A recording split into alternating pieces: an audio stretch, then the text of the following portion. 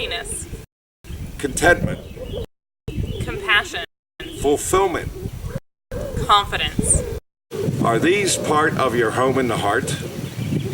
If they maybe need added on or restored, then maybe you're a fix-me-upper.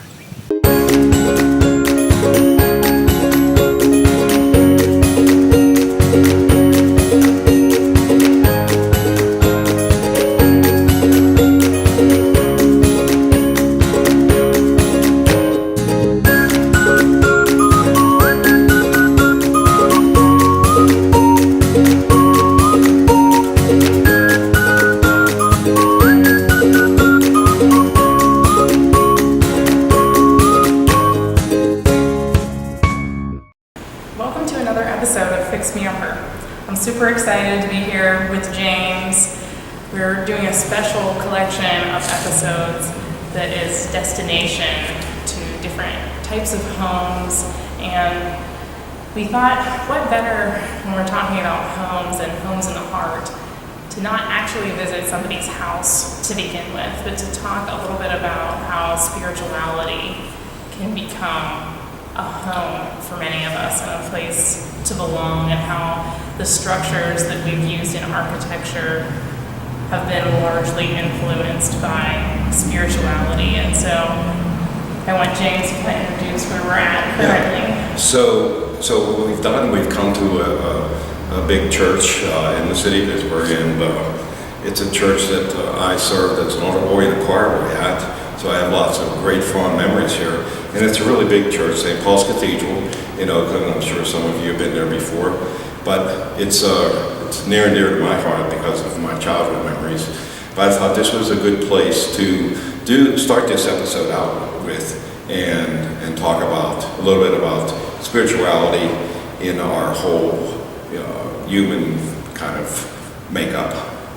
Yeah, so we're going to be going to a couple different places. As you know, churches fit a certain religion, but across all religions, there's a structure that signifies the spiritual home that we carry within us, and there's a lot of pride involved in making these structures sometimes beautiful, sometimes elaborate, and also sometimes very simple.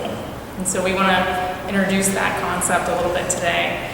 But when we talk about the home and the heart, where does spirituality fall? Because I know in our current culture, a lot of times we hear that term, and even if we are spiritual people, we might feel kind of awkward talking about it.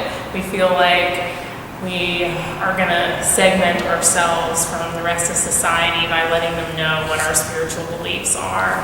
We might feel that there's a political incorrectness of sharing our spirituality, and I don't necessarily mean to say that I want you to go around being a preacher to everyone, but I want you to be really comfortable being who you are and allowing your own spirituality, whether it be through a religion or just through a set of beliefs, to be who you are, because that's a really important aspect of human psychology. We have to feel like we're part of something bigger than ourselves.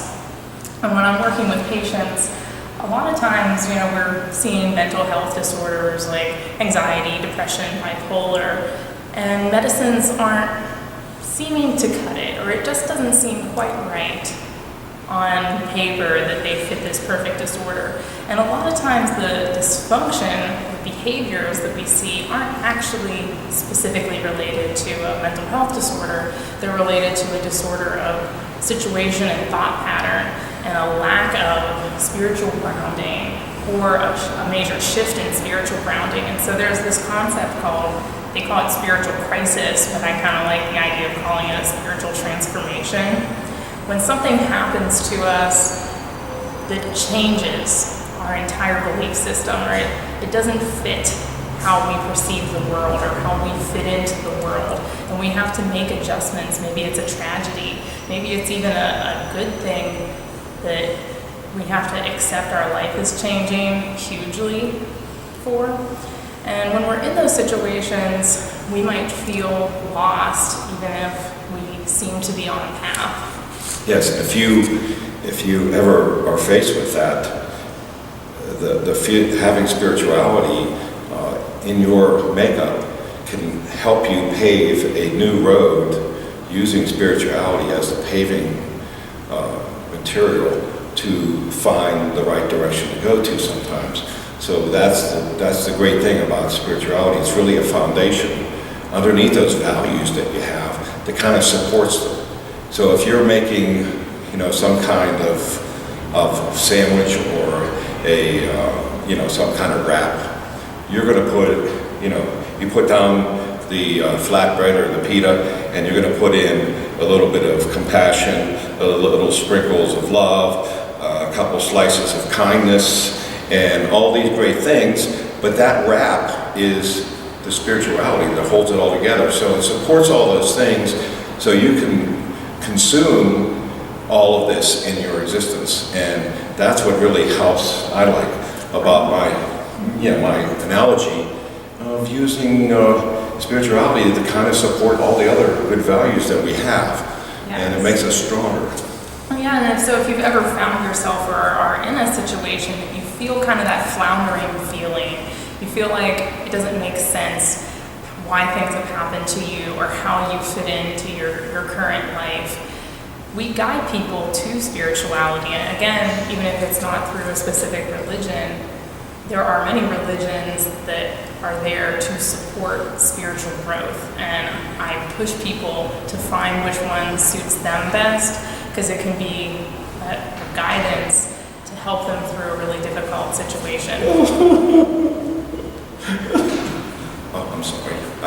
Forgot I just fell apart a little bit, but you know what? I know I have spirituality. I have spirituality in myself, so I'm okay. So this is a moment when you say, oh God, we're actually calling out your spirituality, And that's pretty cool that you say, oh God. We say, oh God, we think, well, that's not good to say, but it is a good thing because it helps you say, oh yeah, God. So that's the direction to turn. Exactly. It's a reminder that we give ourselves. Wow, that is perfectly said. And so we're not going to overly belabor the point, but with these spiritual transformation times in our life, I don't want you to look at it as a time that you're going to stay in forever, that you're going to be lost forever. I want you to look at it as a time that you really do need to say, oh God, or turn to that spirituality and grow it so that you come out on the other side better for your struggles.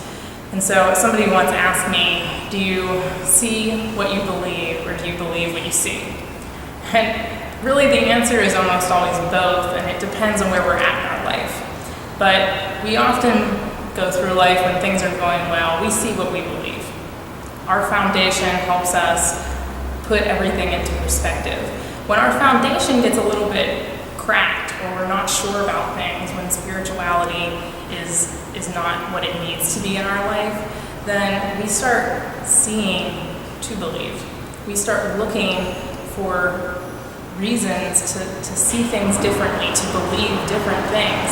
So that's an opportunity that we want to take to build the spirituality rather than to stay lost, and to be more observant of what's happening around us, to be able to be influenced by things that are happening around us. And so then that also ties into our next episodes, because you'll have to stay tuned for those, but finding good supports when you're in a space that you need guidance might be through spirituality, and also being present in our current moment, to be fully aware, to be fully connected, so that you know how to make difficult decisions. And the thing that I want to add is that we all try to somehow work our way out of things, and when you get to the point where nothing seems to be working, it's always good to have God in your back pocket, because you can give it to Him and say, okay, and I've done this many times, you guide me, you take me there, because I can't, I need your help. And that is a great support system. And the things that we collect on that internal space, that safe home that we carry within us, those things become our church. So whether it looks like this fabulous thing, or whether it looks very simple, that is all up to you, and that's what's so cool about it. It is. These are the external reflections of somebody's home in their heart. And I want you to remember as we close, the home in the heart is the most rewarding renovations. Thanks again for watching. I'm Sasha. And I'm James. Thank you for joining us in another episode of Fix Me Upper. If you liked what you saw, please share it. And if you took any of our advice, give us some before and after. We'd love to hear from you. Send us a letter or send us a video.